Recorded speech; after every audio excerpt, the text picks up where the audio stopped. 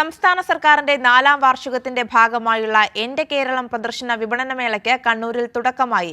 വിനോദ വിജ്ഞാന വിസ്മയമൊരുക്കുന്ന 250-ലധികം സ്റ്റാളുകളാണ് മേളയിലുള്ളത്. 7 ദിവസങ്ങളിലായി നടക്കുന്ന മേളയുടെ ഭാഗമായി വിവിധ സാംസ്കാരിക പരിപാടികളും അരങ്ങേറും. കണ്ണൂർ പോലീസ് മൈതാനിയിൽ ഒരുക്കിയ വിശാലമായ പവലിയനിലാണ് എന്റെ കേരളം പ്രദർശന വിപണനമേള നടക്കുന്നത്. മന്ത്രി രാമചന്ദ്രൻ കടന്നപ്പള്ളി മേളയുടെ ഉദ്ഘാടനം നിർവഹിച്ചു.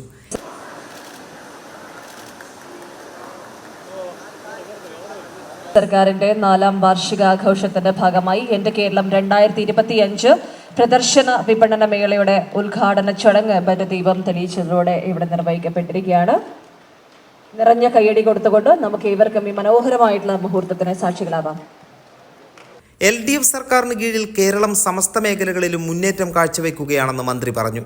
ആ പ്രാരംഭ സമയത്ത് ഏതെല്ലാം സാഹചര്യങ്ങൾ വളരെ നിശ്ചയദാർഢ്യമുള്ള മുഖ്യമന്ത്രി ഉണ്ടായപ്പോൾ എല്ലാ കാര്യങ്ങളും മുന്നോട്ട് പോകാനുള്ള കരുത്ത് ശക്തി എല്ലാവർക്കും ഉണ്ടായി.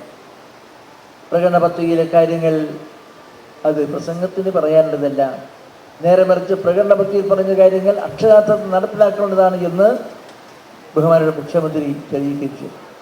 വ്യവസായ സൗഹൃദ സംസ്ഥാനമായി മാറി. ഇവിടെ നിക്ഷേപ സൗഭാഗ്യം തേടി വിദേശികൾക്ക് വരാൻ കഴിയുന്നൊരു നാടായി ഇത് മാറി.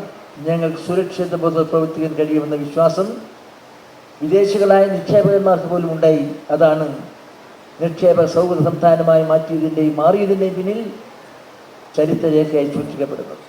മുൻ ആരോഗ്യമന്ത്രിയും MLA-യുമായ KK ശൈലജ ടീച്ചർ ചടങ്ങിൽ അധ്യക്ഷത വഹിച്ചു. ജനപ്രതിനിധികളും വിവിധ വകുപ്പ് ഉദ്യോഗസ്ഥരും രാഷ്ട്രീയ പാർട്ടി പ്രതിനിധികളും ചടങ്ങിൽ പങ്കെടുത്തു. ഈ മാസം 17 വരെയാണ് മേള. വിവിധ വകുപ്പുകളുടെ നേതൃത്വത്തിൽ പ്രദർശനങ്ങളും നടക്കും. രുചിവൈവിധ്യം ഒരുക്കി വിശാലമായ ഫുഡ് കോർട്ടും സജ്ജമാണ്. കൈരളി ന്യൂസ്, കണ്ണൂർ.